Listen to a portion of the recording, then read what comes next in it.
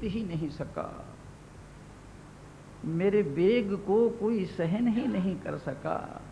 मद वेगाच्युता सर्वे तुम्हें को अच्युतो भवन, मेरे वेग के सामने कोई खड़ा नहीं हो सका, केवल तुम ही अच्युत हो एक, जो मेरे आगे गिरे नहीं हो, मेरे आगे हार नहीं मानी है।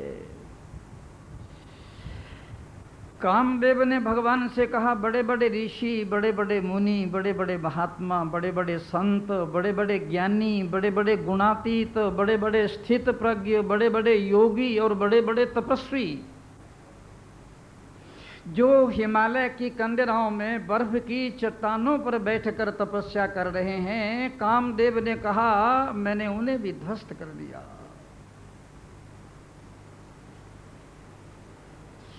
कामदेव ने श्री कृष्ण से कहा कि कोई देवता, कोई यक्ष, कोई किन्नर, कोई गण, कोई गंधर्व मेरे आगे टिका नहीं। आप लोगों को तो मालूम ही है, ये कामदेव ब्रह्मा का बेटा है। कामदेव ने भगवान से कहा मैंने अपने पिता को भी नहीं छोड़ा। ब्रह्मा ने कामदेव को पैदा किया और कामदेव ने पहला हमला अपने पिता पर ही किया। कामदेव ने भगवान से कहा कि आशुतोष, भगवान शंकर को मैंने नचा करके रख दिया। बाल ब्रह्मचारी बाबा नारद को मैंने ऐसा फंसाया कि किसी के सामने मुंह दिखाने योग्य नहीं रहे। आहा, क्या बात। श्री कृष्ण जो गीता में बार बार कह रहे हैं, काम क्रोध वियुक्ता नाम, श्री कृष्ण ने तो यहां तक कह दिया कि नरक के 3 गेट हैं, किसी भी गेट में से घुस जाओ आप। 3 गेट हैं नरक के, कोई एक गेट नहीं है। त्रिविधम नरकसेदम द्वारं नाशन मात्मनः कामः क्रोधस्तथा लोभः तस्मादेतत्त्रयं त्यजेत। नरक के 3 द्वार हैं, एक काम, दूसरा क्रोध और तीसरा लोभ। इन्हीं गेटों से आदमी प्रवेश करता है नरक में। भगवान श्री कृष्ण ने कामदेव से कहा कि अगर तुमने, उसने कहा महाराज बड़े बड़े ऐसे ऋषि हुए हैं जिन्होंने सूरज की शक्ति को ढांप दिया, लेकिन वो मेरी शक्ति को ढांप नहीं सके। भगवान ने कहा तो फिर किस तरह का युद्ध करना चाहते हो तुम? लड़ाई किले की लड़नी है या लड़ाई मैदान की लड़नी है? कामदेव ने कहा किले की लड़ाई क्या लड़ेगा, कोई किले तो सारे तोड़ दिए हैं मैंने। ये जो हजारों वर्ष समाधि लगाकर ऋषि मुनि बैठते थे, इससे बड़ा और किला क्या हो सकता है? वो किले तो तोड़ दिए मैंने। अब मेरा इरादा मैदान की लड़ाई लड़ने का है।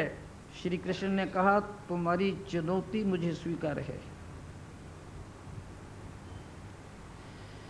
शरद ऋतु की रात्रियों में यमुना के पुलिन पर अनंत गोपियों के साथ मैं रास रचाऊंगा।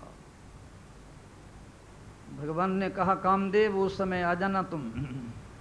मेरी बात तो दूर, यदि मेरी किसी गोपी के मन में भी वासना और काम आ गया तो मैं तुम्हारे सामने हार स्वीकार कर लूंगा। श्री कृष्ण अकेले हैं जिन्होंने कामदेव को हराया है।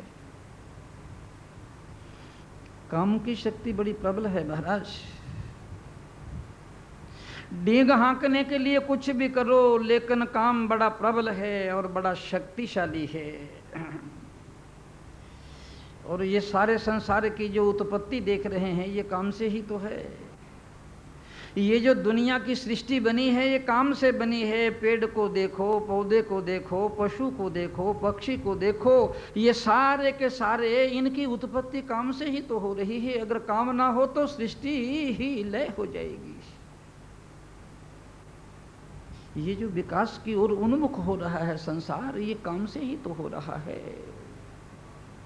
लेकिन काम पर एक कंट्रोल होना चाहिए, काम पर मनुष्य का संयम होना चाहिए, और काम एक दिशा में सही सही माने में उसके अधीन होना चाहिए।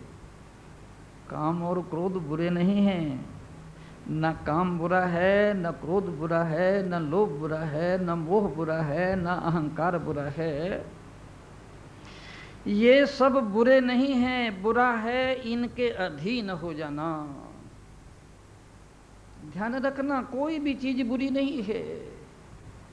ये काम और क्रोध ये तो शक्तियां हैं महाराज। शक्ति ना अच्छी होती है और ना बुरी होती है, शक्ति तटस्थ होती है। उसका तुम कैसा प्रयोग करते हो ये तुम्हारे पर निर्भर होता है। काम क्रोध वियुक्ता नाम, श्री कृष्ण कह रहे हैं अर्जुन, जिसने काम और क्रोध पर विजय पाली हो, काम और क्रोध को जीत लिया हो। देखो गीता के 7वें अध्याय में श्री कृष्ण ने अर्जुन से ये बात कही है कि अगर सीधी लड़ाई काम से लड़ोगे तो तुम हार जाओगे, अगर सीधी लड़ाई तुम क्रोध से लड़ोगे तो बिल्कुल ही हार जाओगे, जीत सकोगी नहीं, चाहे जन्मों जन्मों तक लड़ाई करते रहना। श्री कृष्ण ने अर्जुन से कहा है कि काम भी माया है, क्रोध भी माया है, लोभ भी माया है, अहंकार भी माया है, राग द्वेष भी माया है, ये सब माया है। माया की शक्ति मनुष्य से कहीं अधिक होती है और ज्यादा होती है। अगर वो सीधे इनसे लड़ाई लड़ेगा तो निश्चित ही हारेगा। सबसे बड़ी शक्ति है परमात्मा की, ईश्वर की, और उससे बड़ी शक्ति है भगवान की माया की। इसे ऐसे समझो तो बहुत अच्छा होगा। समुद्र देख रहे हो आप, समुद्र के ऊपर लहरें उठ रही हैं। समुद्र परमात्मा है और लहरें भगवान की माया है, और उन लहरों के ऊपर एक नन्हा सा तिनका, ये है मनुष्य और जीव। क्या लहरों के आगे वो नन्हे से तिनके की शक्ति है कि मुकाबला कर सकेगा? श्री कृष्ण ने बार बार अर्जुन से कहा है कि नन्हे तिनके की तरह जैसे लहर उठती है ऊपर ले जाती है और चाहती है तो नीचे गिरा देती है, ठीक ऐसे ही मनुष्य की शक्ति माया के सामने कुछ भी नहीं है। अगर माया को हराना है, काम क्रोध को हराना है, तो तुम अपनी शक्ति से नहीं हरा सकोगे। देवी हेषा गुणमयी मम माया दुरत्यया मामेव ये प्रपद्यन्ते माया मेतां तरन्ति ते। श्री कृष्ण ने अर्जुन से कहा, अर्जुन ये सब कुछ मेरी माया है और मेरी माया को अपनी शक्ति और अपने बल से पार नहीं पा सकोगे। अगर मेरी माया को परास्त करना है तो मायापति की शरण में आना पड़ेगा। तुम यदि इन्हीं को हराना चाहते हो और विजय पाना चाहते हो तो भगवान को साथ रखना पड़ेगा। माया मेतां तरन्ति ते। सीधे माया से मुकाबला नहीं करना, काम से सीधे मुकाबला मत करना, क्रोध से सीधे मुकाबला मत करना, लोभ और मोह से सीधी लड़ाई मत छेड़ देना। उससे लड़ाई करने के लिए तुम भगवान को साथ लेकर चलना होगा, और यदि भगवान को साथ नहीं लिया तो परास्त हो जाओगे, हार जाओगे, क्योंकि माया की शक्ति तुमसे बहुत ज्यादा है। आपने कभी देखा नहीं है, यदि माया पति के चरण और शरण में कोई चला जाए तो माया उसे कुछ नहीं कहेगी। मछुआ जब जाल फैलाता है समुद्र में मछलियों को पकड़ने के लिए, जैसे ही वो जाल को फेंकता है मछलियां घबराकर इधर उधर दौड़ती हैं, सारी मछलियां जाल में फंस जाती हैं, और जो मछली धीरे से मछुए के पांव से लग जाए वो बच जाती है। मछुआ अपने पाम को जाल में नहीं रखता है। ठीक ऐसे ही भगवान कह रहे हैं कि सारे विश्व में माया का जाल फैला हुआ है। अगर तुम इधर उधर घबराकर दौड़ोगे और भागोगे तो उस जाल में निश्चित ही फंस जाओगे, और यदि मायापति जाल फैलाने वाले मछुए के पांव से सट गए तो बच जाओगे। काम क्रोध भी युक्ता ना, काम और क्रोध पर जिसने विजय पाई हो। इस समय तो मशीनें चल गई, पहले जमाने में लोग आटा पीसते थे चक्की से, जब गेहूं पीसते थे तो गेहूं में एक घुन होता था, जीभ होता था।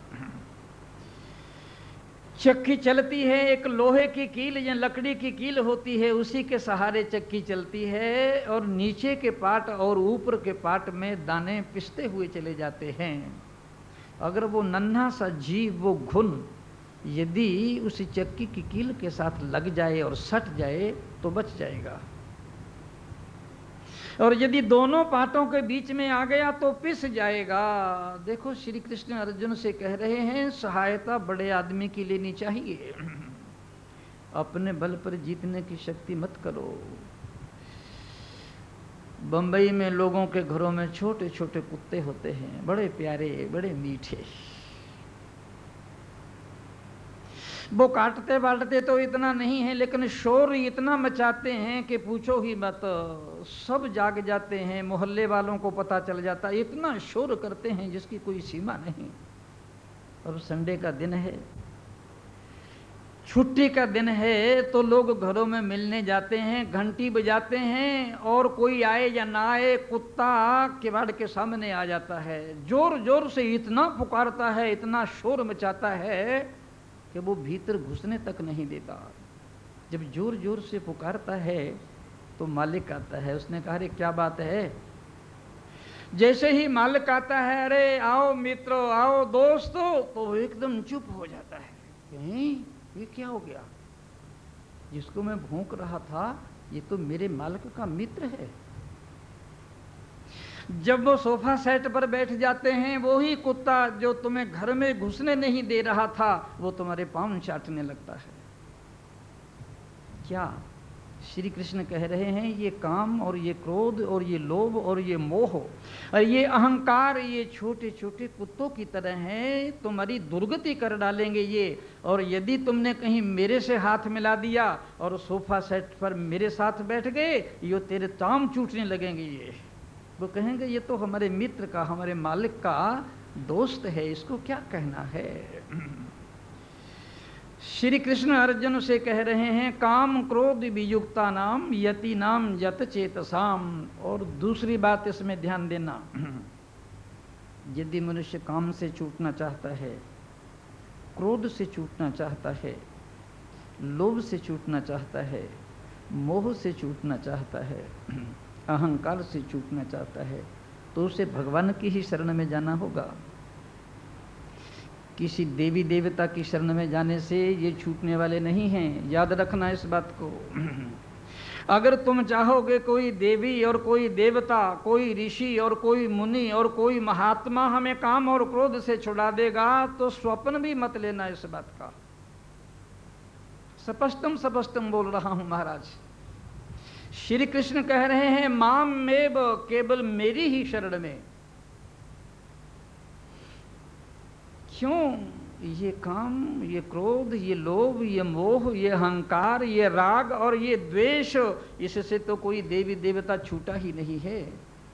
कोई नहीं छूटा इससे। जो इससे छूटा नहीं है वो तुमको कहां से छुड़ा देगा? ये देवी देवता तुम्हें धन दे सकते हैं, संपत्ति दे सकते हैं, पद दे सकते हैं, जमीन जायदाद दे सकते हैं, तुम्हारा बैंक बैलेंस बढ़ा सकते हैं, तुम्हारे किसी रोग को, किसी बीमारी को दूर कर सकते हैं, लेकिन ये तुम्हें काम और क्रोध से बिल्कुल नहीं छुड़ा सकेंगे। श्री कृष्ण ने इशारा किया है कि यदि इनको जीतना है तो मेरी ही शरण में आना होगा। काम क्रोध वियुक्ता नाम यति नाम यत चेतसाम। देखो महाराज, यदि मुझसे पूछो तो इनमें से कोई भी चीज बुरी नहीं है। बुरा है केवल मनुष्य का प्रयोग, वो कैसा करता है। आपने कभी देखा क्रोध चार तरह का होता है। एक क्रोध तो ऐसा होता है जैसे पानी पर लकीर खींचते हैं। पानी पर लकीर खींचते जाइए, इधर लकीर बनती है और उधर मिटती चली जाती है। लकीर बनती जरूर है, कोई शयन कीजिए, इधर बनेगी उधर मिटेगी। कुछ क्रोध तो इस तरह का होता है, और कुछ क्रोध बालू की लकीर की तरह होता है। समुद्र के किनारे चले जाना, बच्चे वहां जाते हैं, वहां लकीर खींच देते हैं, वो लकीर 1 दिन में या 2 दिन में मिट जाएगी। हवाएं चलेंगी और लोग उसके ऊपर से चलेंगे, 2-3 दिन से ज्यादा नहीं टिकेगी। और तीसरा क्रोध महाराज पत्थर की लकीर की तरह होता है। आय हाय हाय, ये क्रोध बहुत खतरनाक है।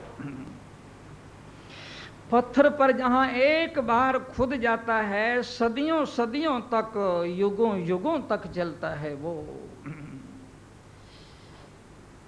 ये क्रोध बड़ा बहुत खींचते हैं लोग इस क्रोध को, इस दुश्मनी को बहुत लंबा ले जाते हैं, भूलते नहीं हैं इसको। जरा सा कील ठुक जाए हृदय में, बिल्कुल ही नहीं भूलते। और दूसरा, आसमान में लीक की तरह होता है। तुम कितना ही यत्न करो, आसमान में लीक बनाओ, लीक बनेगी ही नहीं। कितने पक्षी चलते हैं, उनके पांव के कोई चिन्ह बनते हैं कि आसमान में? आपने ख्याल किया होगा, छोटे बच्चे को जब क्रोध आता है तो कितना भयानक रूप धारण कर लेता है वो। छोटे बच्चे को जब गुस्सा आता है, क्रोध आता है, तो आंखें लाल हो जाती हैं, चेहरा भी लाल हो जाता है, होठ फटकने लगते हैं, सांस तेज हो जाता है। और उस समय उसे इतना क्रोध आता है, जो चीज उसके हाथ में आई वही मारेगा। उस समय बचना उस छोटे बच्चे से, वो ये नहीं देखेगा कि ये चीज इसे नुकसान पहुंचा देगी। और आप देखेंगे कमाल का है, ये बड़ा होकर के क्या करेगा जब छोटा ही इस तरह का है। लेकिन आप लोगों को मालूम नहीं है, 10 मिनट के बाद वही बच्चा जो ये कह रहा था कि जिंदगी भर तुम्हारा मुंह नहीं देखूंगा, वही तुम्हारे गले में गलवैयां डालकर और प्रेम से तुम्हारे से बात कर रहा होता है। भूल जाता है कि मैंने क्रोध किया था और गुस्सा किया था। पानी की लीक की तरह क्रोध है। उसका क्रोध बुरा नहीं है, वो पानी की लीक की तरह है, आया और गया, आया और गया, इधर बना और उधर मिटा। और कुछ क्रोध महाराज बालू की लीक की तरह होता है, घंटे 2 घंटे चलता है, 6 घंटे चलता है, 1 दिन चलता है, 2 दिन चलता है, कोई हर्ज नहीं। घरों में ये तू मैं होती ही रहती है, लड़ाई झगड़ा होता ही रहता है। और मैं तो कभी कभी लोगों से ये बात भी कहता हूँ कि ये जो थोड़ा बहुत घरों में तुम्हारे लड़ाई होती है, झगड़ा होता है, क्रोध होता है, ये बहुत अच्छा है। यदि घर में रोज झाड़ू देते जाओ तो घर साफ रहता है।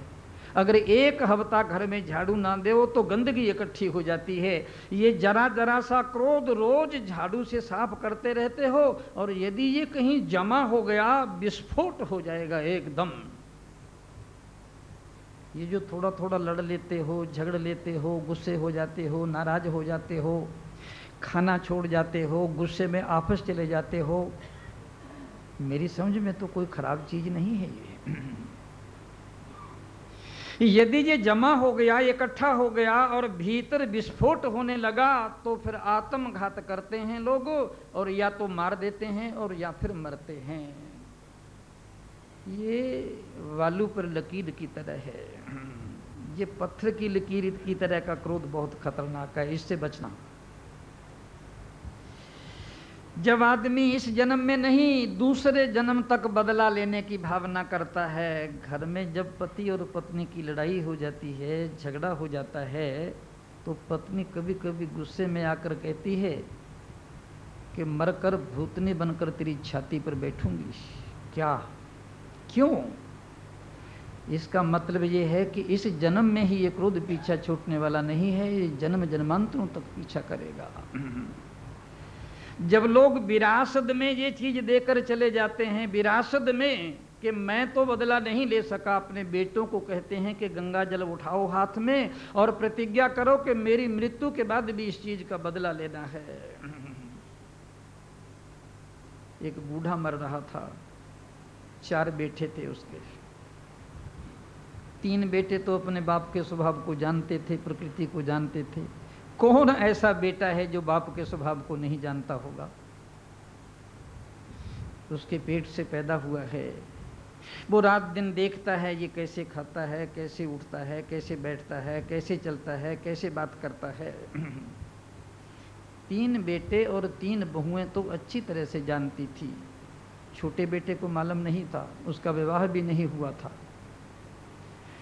वो बंबई में पढ़ रहा था बेचारा। जब खबर आई कि पिता का देहांत हो रहा है तो वो दौड़ा दौड़ा गया। मरते हुए बाप ने अपने चारों बेटों को कहा कि मरते समय तो मेरी एक इच्छा पूरी कर दो। 3 बेटे तो चुप हो गए कि कोई ना कोई जरूर गड़बड़ करेगा। उन्होंने तो सिर नीचा कर लिया, स्वभाव को जानते थे, लेकिन छोटा बेटा बिल्कुल नहीं जानता था। उसने कहा पिताजी आज्ञा करो। उसने कहा बेटा ये 3 तो नालायक हैं, बस तुम ही एक लायक हो। जिस समय मैं मर जाऊं मेरी अर्थी और मेरे शरीर के टुकड़े करके पड़ोसियों के घर में फेंक देना और पुलिस में समाचार दे देना कि जिंदा जी तो ये मेरे बाप को तंग करते ही रहे, मरकर भी मेरे बाप के टुकड़े इन्होंने करके फेंक दिए हैं। और जब हथकड़ी बेड़ियां लगकर ये थाने में जा रहे होंगे तो मेरी आत्मा को बड़ी खुशी मिलेगी। पत्थर की तरह लीक क्रोध होता है हमारे से। और यदि मुझसे पूछो, पूरे महाभारत के प्रारंभ में यही द्वेष, यही क्रोध पड़ा हुआ है। कभी कभी तो महाराज जब पढ़ता हूं तो रेंगटे खड़े हो जाते हैं। ये जो महाभारत का युद्ध हुआ, महाभारत की लड़ाई हुई, ये जो इतना बड़ा महाभारत का संघर्ष हुआ, ये क्रोध का परिणाम है महाराज। आप लोगों ने शायद इतना ध्यान दे के महाभारत को न पढ़ा होगा न सुना होगा। द्रुपद और द्रोण। द्रुपद पंजाब के राजा थे और ये द्रोणाचार्य, इसे आप जानते ही हैं, कौन नहीं जानता। ये महर्षि भरद्वाज के आश्रम, भरद्वाज महर्षि द्रोणाचार्य के पिता थे। ये द्रुपद जब पढ़ता था वहां तो द्रोण और द्रुपद की मित्रता हो गई थी, बड़ी गहरी मित्रता। दोनों में आत्मीयता थी, दोनों में अपनापन था और दोनों एक जगह बैठते और खाते पीते थे। और उधर द्रुपद के पिता यज्ञसेन की मृत्यु हो गई, वो पंजाब के राजा हो गए और द्रोणाचार्य का विवाह, शादी हो गई। इनकी हालत अच्छी नहीं थी द्रोणाचार्य की। उनको स्मरण हुआ कि मेरा दोस्त, मेरा मित्र, मेरा सखा, मेरा सहयोगी, जो बार बार मुझे कहता था कि मेरे पास आना और जो तुम चाहोगे वही दूंगा तुम्हें, तो द्रोणाचार्य सीधे द्रुपद के दरबार में चले गए। पहले तो द्रुपद ने द्रोणाचार्य को पहचानते हुए भी नहीं पहचाना। जब आदमी के पास संपत्ति आ जाती है, धन आ जाता है, वैभव आ जाता है, नोटों के बंडल आ जाते हैं, जमीन जायदाद आती है, कल कारखाने हो जाते हैं, और जब कोई आदमी सबसे ऊंची कुर्सी पर बैठ जाता है, ना तो उसको आंखों से दिखाई देता है, ना उसको कान से सुनाई पड़ता है। वो अंधा भी हो जाता है और बहरा भी हो जाता है। द्रोणाचार्य ने द्रुपद से कहा मित्र। द्रोणाचार्य ने कहा किसे कह रहे हो मित्र? एक सम्राट की और एक भिखारी की कोई मित्रता होती है क्या? एक मूर्ख की, एक विद्वान की कोई मित्रता होती है क्या? एक कायर की और एक बहादुर की कोई मित्रता होती है क्या? किस मुंह से तुम मुझे मित्र कह रहे हो? द्रुपद ने द्रोणाचार्य को बहुत बुरी तरह से फटकारा, बहुत बुरी तरह से दत्कारा। नख से लेकर चोटी तक द्रोणाचार्य क्रोध से भर गया, कील ठुक गया उसके हृदय में। उन्हीं पांव से पीछे लौट आया। उसने कौरव और पांडवों के राजकुमारों को धनुष बाण विद्या सिखानी शुरू की, लेकिन हृदय में क्रोध की ज्वाला जल रही थी। जब धनुष बाण विद्या पूरी हुई, उन्होंने अर्जुन से कहा अर्जुन मेरी गुरु दक्षिणा यही है, जाओ पंजाब के राजा द्रुपद को बांध कर मेरे सामने लाओ। अर्जुन तो महाराज इतना सर्वश्रेष्ठ धनुर्धर था, उसने तो परास्त कर दिया द्रुपद को और रस्सियों से कसकर द्रोणाचार्य के आगे फेंक दिया द्रुपद को। पहले तो द्रुपद ने द्रोणाचार्य का अपमान किया, बहुत बुरी तरह से अपमान किया। अब द्रोणाचार्य द्रुपद का अपमान कर रहा है, तिरस्कार कर रहा है, थूक रहा है द्रुपद के ऊपर। पहले द्रोणाचार्य के हृदय में कील ठुका था, अब द्रुपद के हृदय में कील ठुक गया। क्रोध बहुत बुरी चीज है महाराज, इस तरह के क्रोध को हृदय में मत पाल लेना। द्रौपद चला तो गया अपने राज्य में, लेकिन उसने इतना बड़ा भारी यज्ञ किया जिसमें से द्रौपदी को पैदा किया और एक ऐसे बेटे को पैदा किया जो द्रोणाचार्य की हत्या करे, धृष्टद्युम्न। द्रौपदी का विवाह किया अर्जुन से, खतरा उसी से था। और यही धृष्टद्युम्न बेटा ये युद्ध के मैदान ने, इसी ने महाराज जब ध्यान में बैठा हुआ था द्रोणाचार्य, उसका गला काट लिया था, अपने पिता के अपमान का बदला लिया। और फिर उसका आगे परिणाम क्या हुआ? द्रोणाचार्य का बेटा अश्वत्थामा, उसने धृष्टद्युम्न का गला काटा, उसका बदला लिया। यहीं तक नहीं रुकी ये चीज, द्रौपदी के 5 बेटे जब रात्रि को सोए पड़े थे, ये अश्वत्थामा ने उनके गले भी काट लिए। आय हाय, बहुत लंबी चलती है ये सिलसिला। कहीं अपने हृदय में इस तरह के क्रोध को मत पाल लेना। और मित्रता ही देखनी हो तो उसी समय देख लो, द्रौपद और द्रोण, और उधर श्री कृष्ण और सुदामा। आय हाय है, एक ही समय पर कहाँ द्वारकाधीश श्री कृष्ण और कहाँ दरिद्र और दीन सुदामा।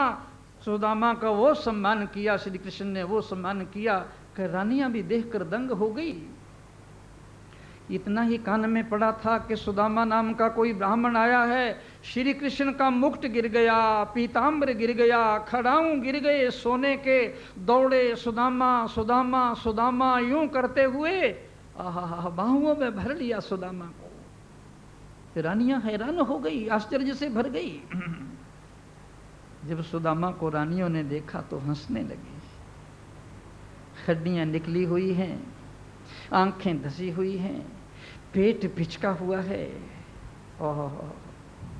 पसीने की बदबू आ रही है, फटे चीथड़े पहने हैं और भगवान उसे अपने बाहुओं में भरकर रो रहे हैं। जब रानियां हंसने लगी तो रुक्मिणी ने कहा, हंसो मत, इस द्वारका में सूर्य आया, चंद्र आया, इंद्र आया, यम आया, कुबेर आया, वरुण आए। इस द्वारका में आशुतोष भगवान शंकर आए और ब्रह्मा आए, बड़े बड़े ऋषि मुनि महात्मा आए, लेकिन जितनी व्यग्रता और व्याकुलता श्याम सुंदर में मैंने अब देखी है, कहीं नहीं देखी। देखो, अपनी मित्रता में, अपनी दोस्ती में, अपने प्रेम में, अपने प्यार में ये बड़प्पन को मत आने देना। यदि तुम्हारे प्रेम में, तुम्हारे स्नेह में, तुम्हारी आत्मीयता में अगर ये बड़प्पन आ गया, नोटों के बंडल आ गए, अगर जमीन जायदाद आ गई और अगर तुम्हारी बड़ी बड़ी कुर्सियां आ गई, तो बहुत ही खतरनाक जिंदगी हो जाएगी। काम क्रोध वियुक्ता नाम, ये क्रोध की बात चल रही है महाराज। जब लंका पर विजय कर लिया भगवान राम ने, विश्व विजयी रावण भी मर गया, विश्व विजयी कुंभकर्ण भी मर गया और विश्व विजयी मेघनाद भी मर गया, और लंका का राज्य विभीषण को दे दिया। तो मर्यादा पुरुषोत्तम भगवान राम ने हनुमान को बुलाया, कहा हनुमान से, हनुमान विभीषण की आज्ञा लेकर अशोक वाटिका में जाओ और भगवती सीता से कहो कि अब तुम रावण की जेल में नहीं हो। रावण मर गया है, कुंभकर्ण मर गया है, मेघनाद बन गया है, अब ये राज्य विभीषण के हाथ में है, अब तुम स्वतंत्र हो, ये समाचार दे दो सीता को। हनुमान जी दौड़े दौड़े गए, भागे भागे गए, भगवती सीता के सामने घुटने टेके, मस्तक झुकाया, नाक रगड़ा। ये मैं महर्षि वाल्मीकि की रामायण से बोल रहा हूं। जब सीता से हनुमान ने कहा तो कि लंका पर विजय हो गई है, लंका के विश्व विजयी योद्धा मर चुके हैं और अब तुम स्वतंत्र हो, किसी की जेल में नहीं हो, मर्यादा पुरुषोत्तम भगवान ने लंका का राज्य विभीषण को दे दिया है, तो सीता 15 मिनट तक बोल ही नहीं सकी कुछ। आंखों में प्रेम के अश्रु झरने लगे, शरीर में रोमांच हो गया, गला रुक गया। जब 15 मिनट तक भगवती सीता नहीं बोली तो पवन पुत्र हनुमान ने कहा, मान तुम कुछ बोल नहीं रही हो?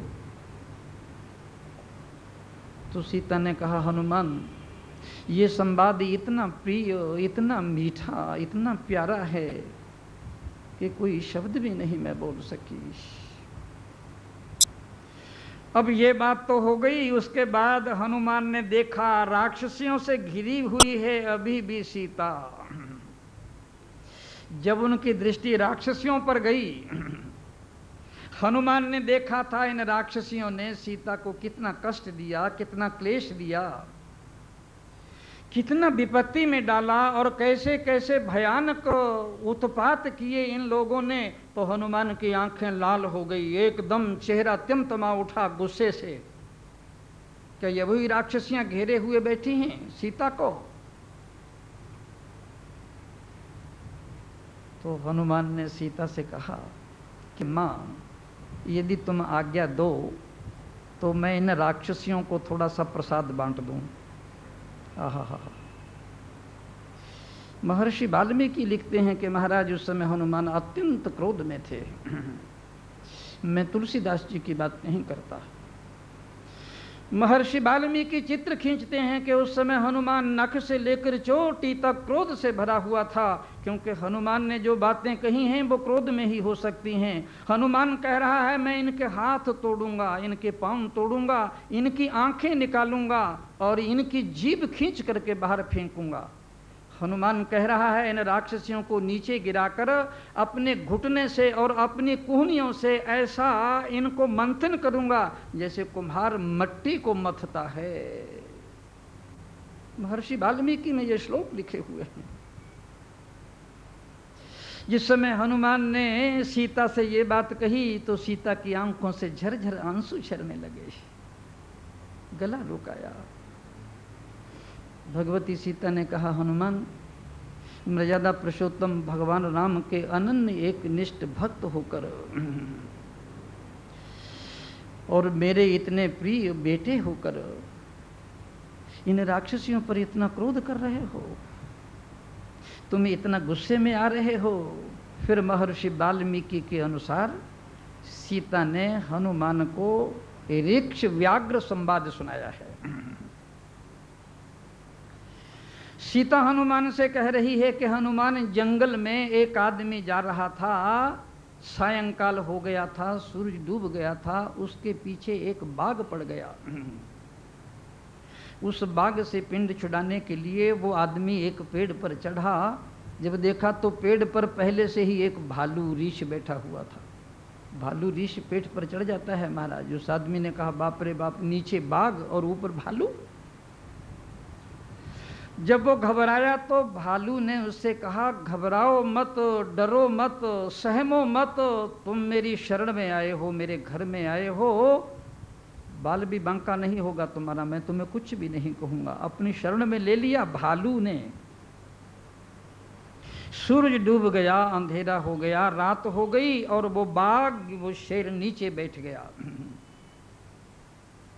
तो भालू ने उस मनुष्य से कहा कि देखो रात है, कभी झपकी लग सकती है, दोनों में से कोई आदमी नीचे गिर सकता है। ऐसा करो आधी रात मैं जागूं और आधी रात तुम जागो। मैं जाग रहा हूं, तुम अपना सिर मेरी गोद में रख दो, मैं तुम्हें गिरने नहीं दूंगा। ठीक? मनुष्य सो गया भालू की गोद में सिर रख करके। तो बाघ ने उससे कहा कि ये बड़ा खतरनाक प्राणी है, तुम जानते नहीं हो मनुष्य से ज्यादा खतरनाक और कोई पशु पक्षी भी नहीं होता, तुम नीचे गिरा दो इसे। भालू ने कहा ये कभी भी नहीं हो सकता। शरणागत के साथ कभी ऐसा बात होती है क्या? आधी रात के बाद वो मनुष्य जाग गया, भालू मनुष्य की गोद में सिर रख करके सो गया। बाघ ने कहा अरे ओ मनुष्य, तुम्हें पता नहीं है, अभी तो मेरे भय के कारण तुम्हें कुछ नहीं कह रहा है, यदि मैं चला गया ना तो ये तुम्हें खा जाएगा, गिर दो नीचे। मनुष्य ने धक्का दे दिया उसको। हाय हाय हाय हाय, ये बंबई के लोगों की कथा तो नहीं है कहीं। जब मैं वाल्मीकि रामायण पढ़ी मैंने देखा बंबई के लोगों की कथा लगती है ये तो। लेकिन भालू भालू था, उसने टहनी पकड़ी और रुक गया। तो बाघ ने कहा देख लिया ना, मैंने तुम्हें कहा था ये बड़ा खतरनाक प्राणी है, किसी भी समय धोखा दे सकता है, अब तो नीचे गिरा दो इसे। भगवती सीता हनुमान से कह रही है कि भालू कह रहा है उस बाघ को कि ऐसा दुनिया में एक भी प्राणी नहीं है, एक भी मनुष्य नहीं है दुनिया में जिसने कभी कोई पाप ना किया हो, कोई अपराध ना किया हो, और कभी कोई छल ना किया हो, और कभी कोई कपट ना किया हो, ऐसा एक भी प्राणी नहीं है।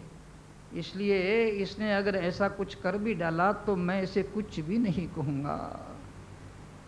भगवती सीता कह रही है, हनुमान उस भालू ने मनुष्य को क्षमा कर दिया, ये राक्षसियां हैं, इन्होंने जो कुछ मुझे कष्ट दिया, जो कुछ तकलीफ दिया और जो कुछ मुझे सताया, अपनी ओर से नहीं सताया है, मालिक ने जो कुछ इन्हें कहा वही इन्होंने कहा है। देखो, जहां तक हो सके क्रोध आने पर क्षमा करो, क्रोध पर थोड़ा कंट्रोल करो, पीछे खड़े होकर देखो क्रोध है क्या। ये ऐसी शक्तियां हैं महाराज, जब आती हैं तो मनुष्य को मूर्छित कर देती हैं। पानी की लकीर की तरह क्रोध रहे कोई हर्ज नहीं, बालू की लकीर की तरह रहे कोई हर्ज नहीं, पत्थर की लकीर मत बन देना। और ये आकाश की लकीर, इसका जिक्र तो श्री कृष्ण इस सूत्र में कर रहे हैं। आकाश में लीक बनती ही नहीं, आप लोग जाना। क्रोध आता, कुछ ऐसे ऋषि हैं, ऐसे मुनि हैं, ऐसे महात्मा हैं, ऐसे ज्ञानी हैं, तुम कुछ भी करो उन्हें क्रोध आता ही नहीं। ये स्थिति तो महाराज बहुत ऊंची है जिसकी श्री कृष्ण कह रहे हैं, काम क्रोध वियुक्तानाम यतिनाम यत चेतसाम। जिनके भीतर ना काम है ना क्रोध है, और ना मन की कोई हरकत है, ना इंद्रियों की कोई हरकत है। एक महात्मा नदी के किनारे मिट्टी के ढेर पर पीपल के पेड़ के नीचे बैठे हुए थे। एक आदमी गया उनके पास, सुबह ही सुबह गया, उनके चरण धोए, चरणामृत लिया, आरती उतारी, चंदन लगाया, फिर चरणों में बैठकर कहने लगा, महाराज आप तो साक्षात परमात्मा हैं, ईश्वर हैं। महात्मा कुछ भी नहीं बोले। उसने कहा, महाराज कुछ बोलोगे नहीं? चुप। इतने में और कोई आदमी चला गया, घर से दुखी होगा, पत्नी से लड़ाई झगड़ी होगी, लड़ाई झगड़ा हो गया होगा, पिता से लड़ गया होगा संपत्ति के कारण। वो जैसे ही नदी के किनारे गया, उसने महात्मा को बहुत ही गंदी गंदी गालियां दी। तुम चोर हो, तुम डाकू हो, तुम हत्यारे हो, तुम लुटेरे हो, तुम वेश बदले हुए हो, तुम संसार को नरक में ले जा रहे हो। ऐसा कहकर उसने कीचड़ भी फेंका और महात्मा पर थूका भी। महात्मा कुछ भी नहीं बोले। उसने कहा, कुछ बोलोगे नहीं? तो महात्मा ने कहा, देख ये आदमी मुझे भगवान कह रहा है और तुम मुझे शैतान कह रहे हो। तुम दोनों आपस में निर्णय कर लो, मुझे बीच में डालो ही मत। मैं जैसा हूं वैसा हूं, मुझे बीच में क्यों डाल रहे हो? तुम दोनों निर्णय कर लो आपस में। इसका जिक्र कर रहे हैं श्री कृष्ण, काम क्रोध वियुक्ता नाम यति नाम जत चेतसा। कुछ ऐसे लोग होते हैं जिनको क्रोध आता ही नहीं, गुस्सा आता ही नहीं। महात्मा जा रहे थे, बुरा लगा किसी आदमी को, गुस्सा था, क्रोध था। बहुत लोगों को गुस्सा है महात्माओं पर महाराज।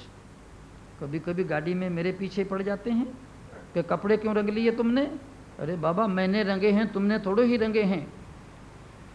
क्यों घर से निकल गए, क्या कारण था, क्या मजाक, क्या है तुमको?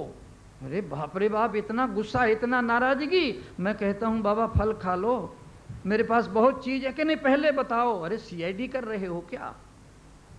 बड़े गुस्से हो जाते हैं लोग महाराज, बड़े नाराज हो जाते हैं।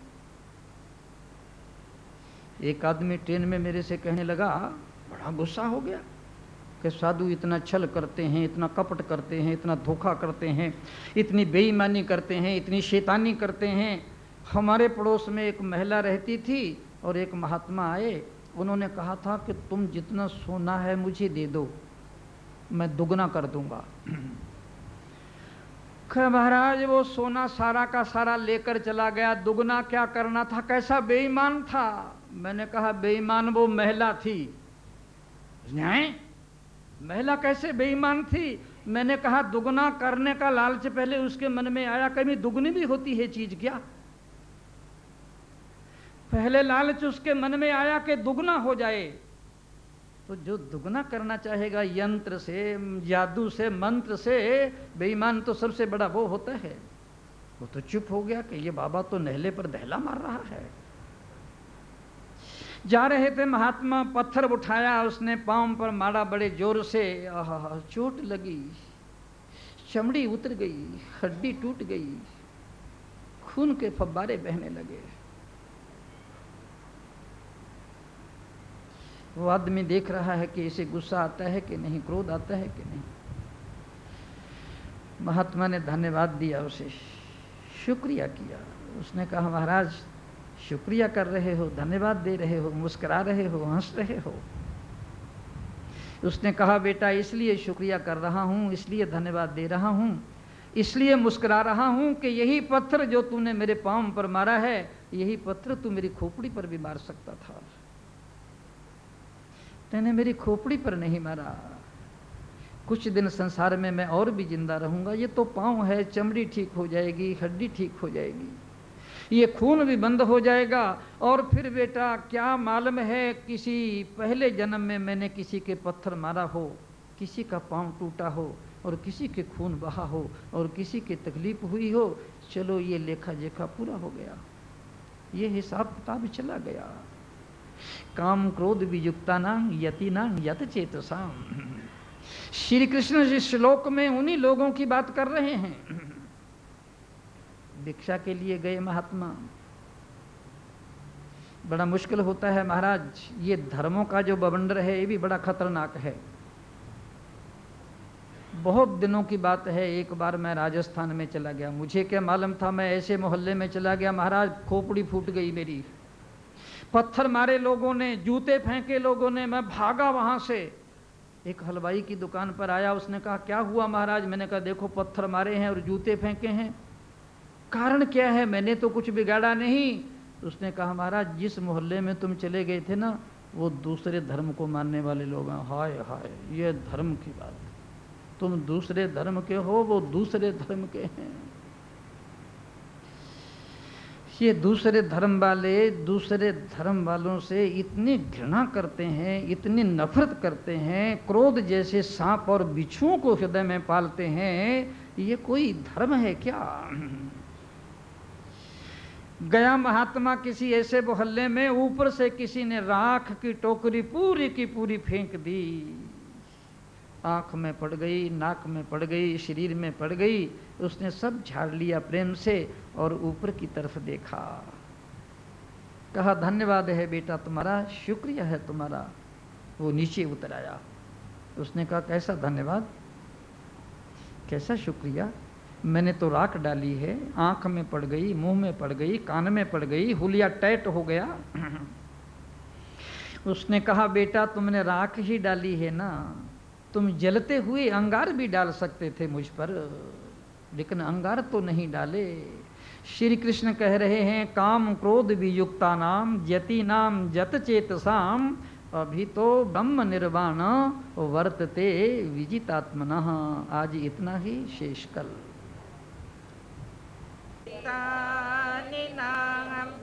न च श्रोत्र जिह्वे न च घ्राण नेत्रे न च व्योम भूमि न तेजो न वायु चिदानंद रूप शिवोहम शिवोहम चिदानंद रूप शिवोहम शिवोहम न च प्राण संज्ञो न वै पंचवायु न वा सप्त धातु न वा पंचकोश न वाक्पाणिपादो न चौपस्थपायु चिदानंद रूप शिवोहम शिवोहम चिदानंद रूप शिवोहम शिवोहम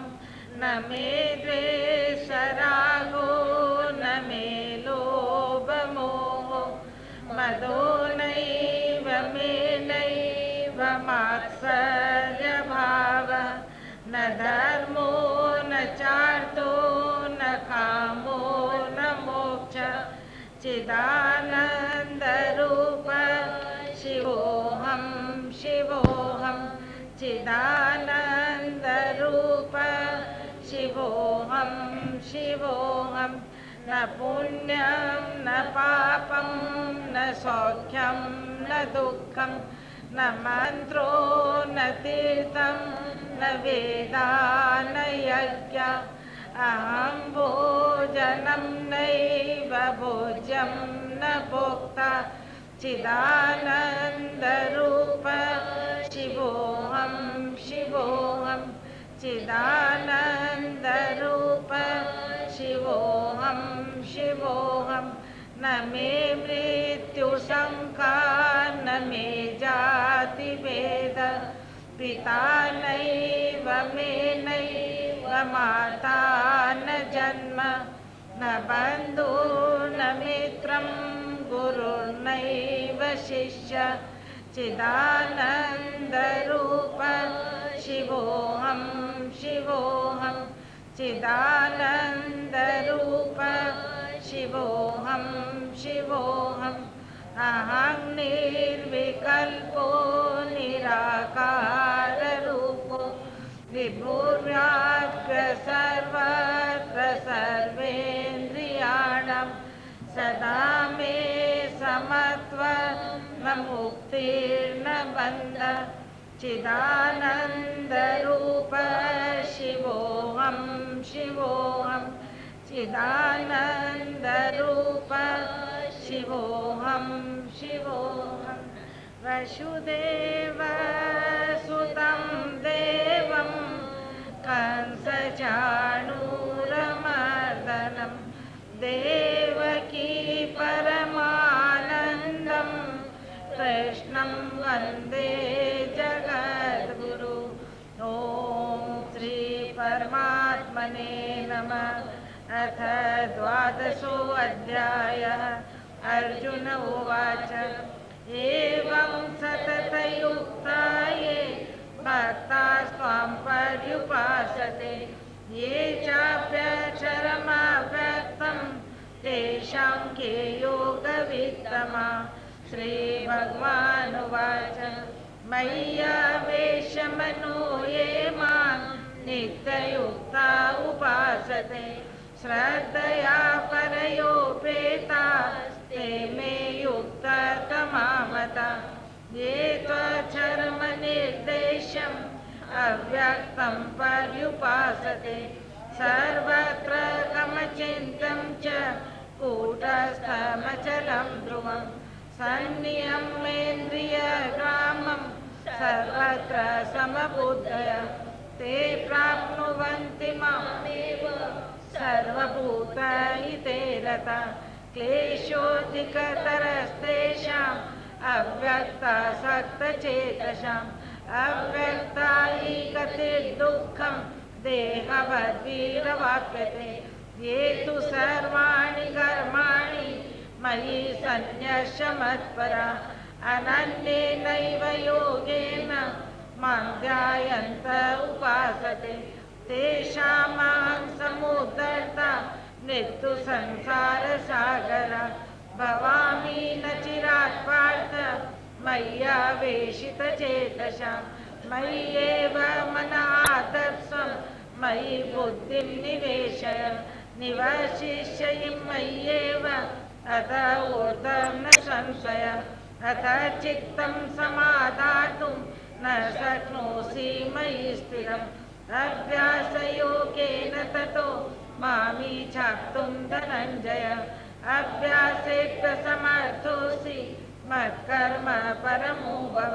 मदर्थमपि कर्माणि कुर्वन् सिद्धिमवाप्स्यसि अथैतदप्यशक्तोऽसि कर्तुं मद्योगमाश्रितः।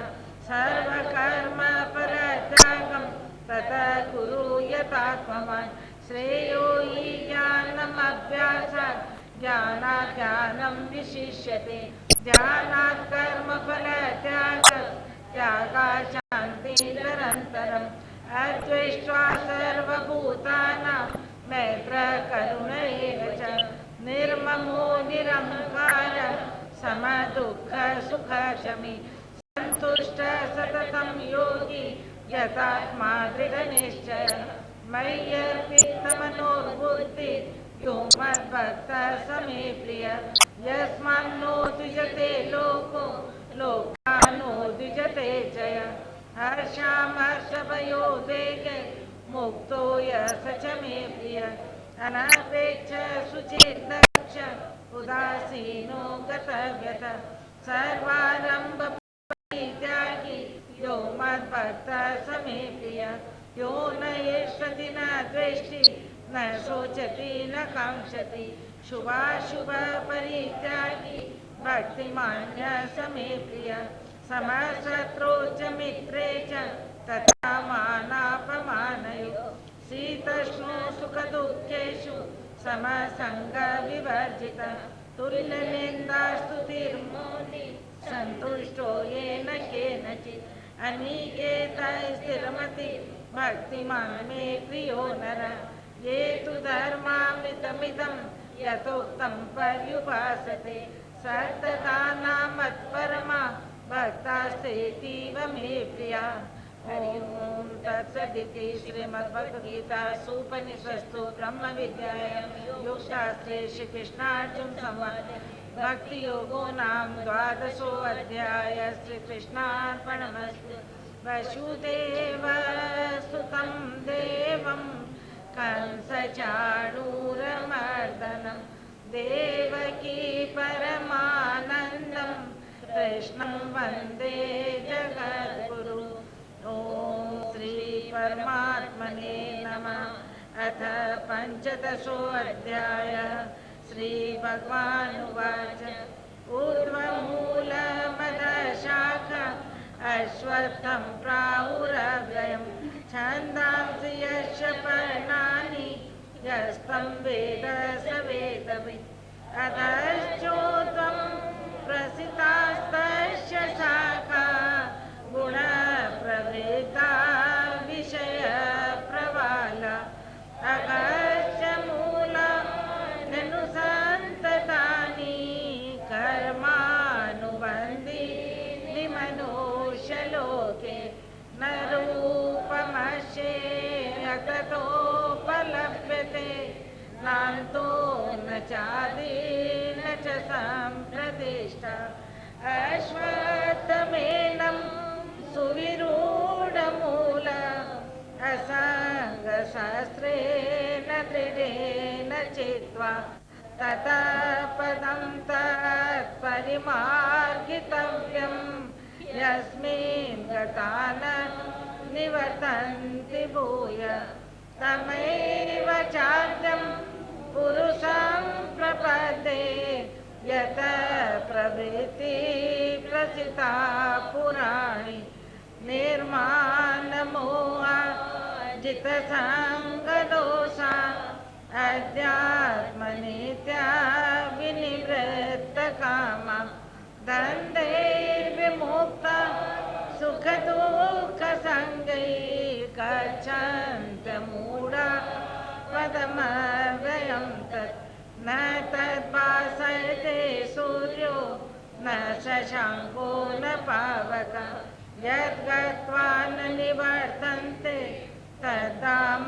परमं मम ममैवांशो जीवलोके जीवभूत सनातन मनःषष्ठानीन्द्रियाणि प्रकृतिस्थानि कर्षति शरीरं यदवाप्नोति यज्ञापुत्रामतीश्वरः ऋत्वेतानि संयाति वायुर्गन्धानि वाशयात् श्रोत्रं चक्षुस्पर्शनं च रसनं घ्राणमेव च अधिष्ठाय मनश्चायं विषयानुपसेवते उत्क्रामनन्तं स्थितं वापि भुञ्जानं वा गुणान्वितं विमूढानानुपश्यन्ति ज्ञानचक्षुषा यतन्तो योगिनश्चैनं पश्यन्तमन्यवस्थितं यतन्तोऽप्यकृतात्मानो नैनं पश्यन्त चेतसा यदादित्यगतं तेजो जगद्भासयतेऽखिलं यच्चन्द्रमसि यज्ञानो तत्तेजो विद्धि मामकं गामाविश्य च भूतानि धारयाम्याहमोजसा पुष्णामि चौषधी सर्वा सोमो भूत्वा रसात्मकः अहं वैश्वानरो भूत्वा प्राणिनां देहमाश्रितः प्राणापानसमायुक्तः पचाम्यन्नं चतुर्विधं सर्वस्य चाहं हृदि सन्निविष्टो मतः स्मृतिर्ज्ञानमपोहनं च वेदैश्च सर्वैरहमेव वेद्यो वेदान्तकृद्वेदविदेव चाहं द्वाविमो पुरुषो लोके क्षरश्चाक्षर एव च क्षरः सर्वाणि भूतानि कूटस्थोचर उच्यते उत्तमः पुरुषस्मन्यः परमात्मेत्युदाहृतः यो लोकत्रयमाविश्य विवर्तते ईश्वरः यस्माक्षरमतीतोऽहम् अक्षरादपि चोत्तमः अतोऽस्मि लोके वेदे च प्रतीतः पुरुषोत्तमः यो मामेवमसम्मूढो जानाति पुरुषोत्तमं स सर्वविद्वजति सर्वभावेन भारत इति गुह्यतमं शास्त्रम् इदमुक्तं मया नघ एतत् बुद्ध्वा बुद्धिमानशा कृतकृत्यश्च भारत हरि ओं तत्सदिति श्रीमद्भगवद्गीतासु उपनिषत्सु ब्रह्मविद्यायां योगशास्त्रे श्रीकृष्णार्जुन संवादे पुरुषोत्तम योगो नाम पंचदशोऽध्याय श्रीकृष्णार्पणमस्तु वसुदेवसुतं देवं कंसचाणूरमर्दनं देवकी परमानन्दं कृष्णं वन्दे जगद्गुरुम् ॐ पूर्णमदः पूर्णमिदं पूर्णात् पूर्णमुदच्यते पूर्णस्य पूर्णमादाय पूर्णमेवावशिष्यते ॐ शान्ति शान्ति शान्ति ॐ भद्रं कर्णेभिः शृणुयाम देवाः भद्रं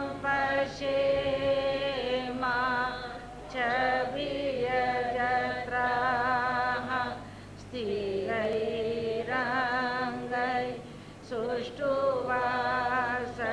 सुष्ठुवासस्तनूभिः व्यसेमदेवहितं यदायु स्वस्ति न इन्द्रो वृद्धश्रवाः स्वस्ति न पूषा विश्ववेदाः स्वस्ति नस्तार्क्ष्यो अरिष्टनेमिः स्वस्ति नो बृहस्पतिर्दधातु ॐ शान्ति शान्ति शान्ति शन्नो मित्रः शन्वरुणः शन्नो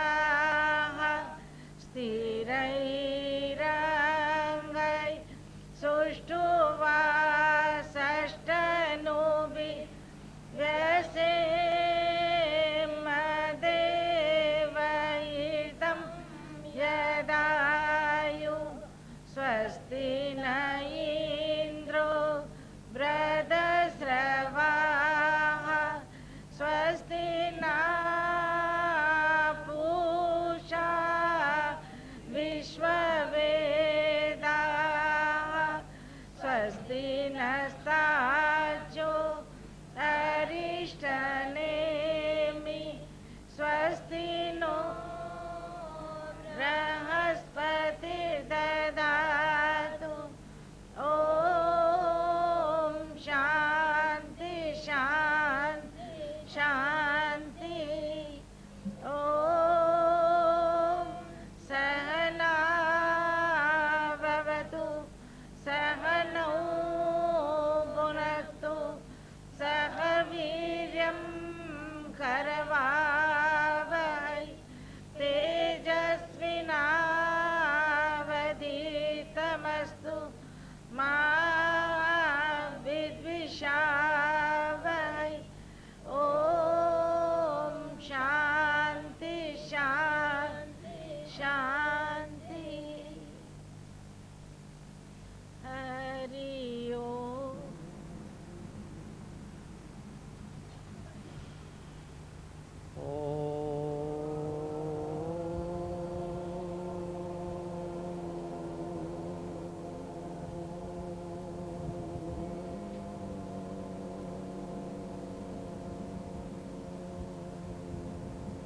यांश्चक्षुश्चैवान्तरो भ्रुवोः प्राणापानौ समं कृत्वा नासाभ्यंतरचारिणौ। देखो, इस श्लोक में श्री कृष्ण ने ध्यान की बात कही है।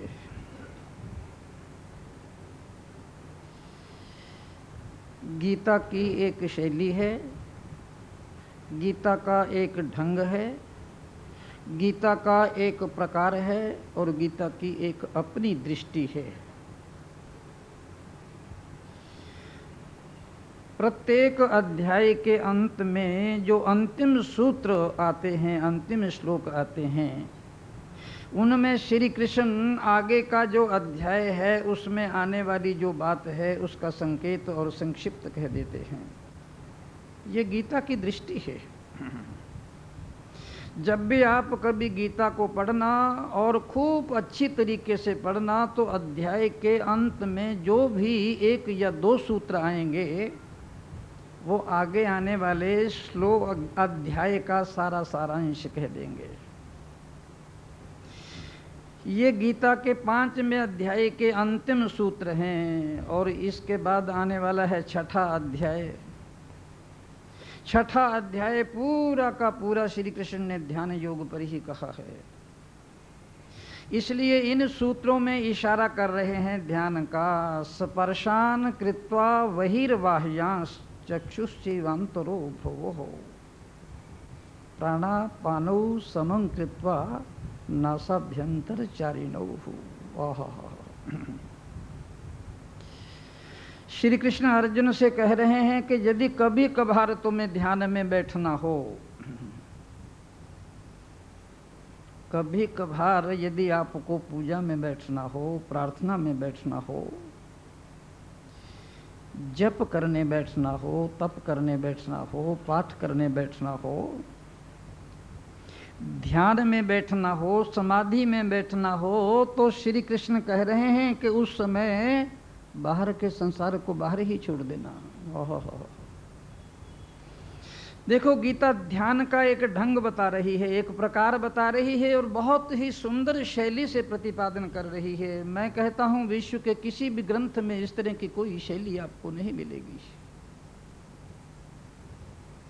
जिस समय ध्यान में बैठना, उस समय थोड़ी देर के लिए बाहर के संसार को बाहर ही छोड़ देना, उसे भीतर मत लाना।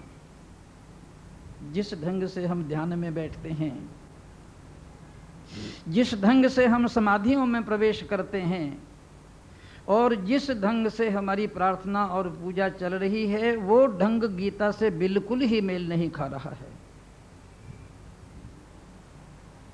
स्पर्शान कृत्वा बहिर्बाह्यांश, जिस समय तुम ध्यान में बैठो तो बाहर के संसार को बाहर ही छोड़ देना। इस बाहर के संसार को अपने भीतर मत ले आना। जैसे मंदिर में प्रवेश करते समय आप अपने जूतों को बाहर ही उतार देते हैं, मंदिर में जूते लेकर कोई भी नहीं जाता। यहाँ आप सत्संग सुनने के लिए आए हैं, अपने जूतों को नीचे उतार कर लाए हैं, अपने जूतों को इस हाल में नहीं लाए हैं। श्री कृष्ण अर्जुन को कह रहे हैं, किसी को भी कह रहे हों, अर्जुन तो एक माध्यम है। जब भी ध्यान में बैठो, बाहर के संसार को बाहर ही छोड़ दो, उसे भीतर मत लाओ। ये बाहर का संसार हमारे भीतर कैसे आता है आपको मालूम है? बाहर का संसार और बाहर के विषय हमारे भीतर आते हैं इंद्रियों के द्वारा। आंख सौंदर्य को खींचती है, कान संगीत को खींचते हैं, नाक सुगंधी को खींचती है, जिह्वा स्वादिष्ट रसों को खींचती है, हमारी चमड़ी मुलायम और कोमल स्पर्शों को खींच खींच कर हमारे भीतर अंतःकरण में स्टोर रूम की तरह भरती चली जाती है। ऐसी स्थिति में कैसे ध्यान होगा? ऐसी स्थिति में कैसे कोई जप होगा? ऐसी स्थिति में कैसे हम पाठ करेंगे? और ऐसी स्थिति में कैसे हम प्रार्थना करेंगे? श्री कृष्ण कह रहे हैं कि अपनी इंद्रियों को पूर्ण तरीके से समेट लेना, समाहित कर लेना अपनी इंद्रियों को। बाहर का संसार जहां से प्रवेश होता है, उस गेट को बिल्कुल बंद कर देना। जिस गेट से जहां लोग आते हैं और जिस लिफ्ट से लोग आ जाते हैं, कह दो लिफ्ट भी बंद कर दो और गेट भी बंद कर दो, बाहर का कोई आदमी भीतर ना आने पारे। स्पर्शान कृत्वा बहिर्बाह्यांश। श्री कृष्ण कह रहे हैं, अपनी इंद्रियों को पूरी तरह से समेट लो, समाहित कर लो। ऐसे समाहित कर लो इंद्रियों को जैसे छुपते समय, अस्त होते समय सूर्य सारे विश्व में फैली हुई अपनी किरणों को धीरे से समेट लेता है। स्पर्शान कृत्वा बहिर्बाह्यांश चक्षुश्चैवान्तरो भ्रुवः। ये ध्यान के प्रवेश में तैयारी की बात कह रहे हैं श्री कृष्ण। अब ये तो आपकी मर्जी है कि आप इससे कुछ सीखो या ना सीखो। ये तो आपके हाथ में है कि आप इन बातों की ओर ध्यान देते हैं या नहीं देते, ये आपकी बात है। श्री कृष्ण अर्जुन से कह रहे हैं कि जब सारी इंद्रियों को और सारे संसार को बाहर छोड़ दिया और समेट लिया, और उसके बाद कह रहे हैं प्राणापानौ समं कृत्वा। जब इंद्रियों को पूर्ण तरीके से समेट लिया तो ये दोनों भौहें जो हैं और इसके बीच में जो जगह है जिसको हमारे आज्ञा चक्र कहते हैं, यहाँ अपनी दृष्टि को स्थिर कर देना। भ्रुवोर मध्य, इन दोनों भौहों के बीच में जो आज्ञा चक्र है वहां अपनी दृष्टि को कर देना स्थिर, और फिर प्राणापानो समं कृत्वा। जो प्राणवायु चल रही है, जो सांस चल रहे हैं, उनको शनै शनै, धीरे धीरे, हौले हौले, आहिस्ते आहिस्ते इस ढंग से स्वर में और सहज में ले आना कि दूसरा आदमी यदि आपको देखे तो उसे ऐसे लगे कि सांस है ही नहीं इस आदमी में। प्राण और अपान वायु को ऐसी स्थिर कर लेना, ऐसी समाहित कर लेना, और यदि कभी आप बैठे हो तो दूसरा आदमी कहे इसमें सांस है या नहीं है। श्री कृष्ण कह रहे हैं, इस ढंग से यदि कोई ध्यान में प्रवेश करेगा और इस ढंग से यदि कोई पूजा और पाठ में बैठेगा तो उसका ध्यान, उसकी समाधि, उसकी पूजा और उसका पाठ सही सही उतरेगा।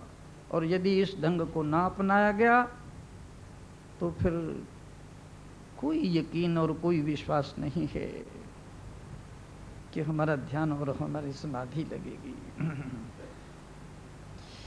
देखो, ध्यान के लिए तो यत्न करना पड़ता है, प्रयत्न करना पड़ता है। ध्यान के लिए तो कोशिश करनी पड़ती है महाराज। बिना कोशिश के और बिना प्रयत्न के ध्यान नहीं लगेगा, समाधि नहीं लगेगी। ये जो पूजा और पाठ और प्रार्थना कर रहे हैं, ये बिना प्रयत्न से सफल होने वाला नहीं है। ये तो प्रयत्न से भी नहीं लगता है। और फिर भगवान श्री कृष्ण ने एक अनूठी बात गीता में और कह दी है। उन्होंने कह दिया है नाहम प्रकाशा सर्वस्य। भगवान ने कहा कि मैं सबके सामने प्रकट नहीं होता, मैं सबके लिए सुलभ नहीं हूं। नाहम